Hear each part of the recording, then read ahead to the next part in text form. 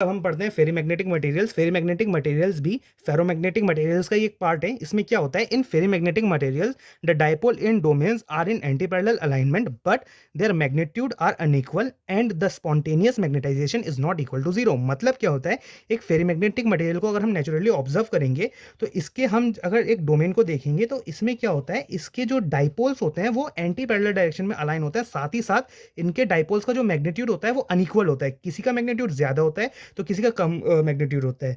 तो अगर हम इसको एंटी फेरोमैग्नेटिक मटेरियल से कंपेयर करें तो इन दोनों में बस यही डिफरेंस है कि जो इनके जो मैग्नीट्यूड हैं डाइपोल के, वो जो है फेरी मैग्नेटिक का अनइक्वल होता है और एंटी फेरोमैग्नेटिक का इक्वल होता है, जिसके वजह से जो फेरी मैग्नेटिक मटेरियल्स के डोमेन्स के अंदर हम देखेंगे तो इनका नेट डाइपोल मूवमेंट जीरो नहीं होता, क्योंकि इनके अंदर अनइक्वल मैग्नीट्यूड के डाइपोल्स पाए जाते हैं। जबकि एंटी फेरोमैग्नेटिक मटेरियल्स के अंदर जो नेट डाइपोल होता है domain as well as the material वो जीरो होता है, क्योंकि उसमें इक्वल और एंटी पैरेलल डायरेक्शन में डाइपोल पाए जाते हैं।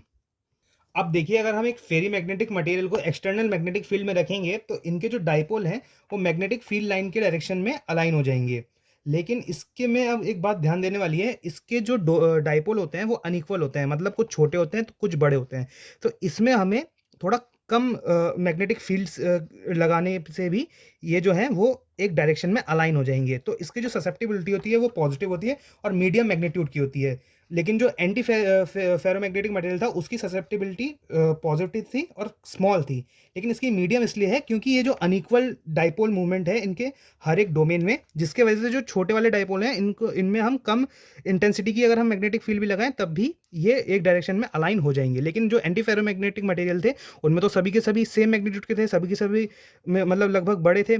तो उसमें क्या था, उसमें हमें ज़्यादा इंटेंसिटी की मैग्नेटिक फील्ड लगानी पड़ती थी इनको सेम डायरेक्शन में अलाइन करने के लिए। लेकिन ये छोटे भी हैं तो इन पे हम कम भी अगर मैग्नेटिक इंटेंसिटी की मैग्नेटिक फील्ड लगाएं तो भी ये एक डायरेक्शन में अलाइन हो जाएंगे। तो इसकी कुछ इंपॉर्टेंट प्रॉपर्टीज देख लेते हैं। जैसे इसकी जो इलेक्ट्रिकल रेजिस्टिविटी होती है वो हाई होती है और जो इनका कोर लॉस होता है वो लो होता है एट हाई फ्रिक्वेंसी पे।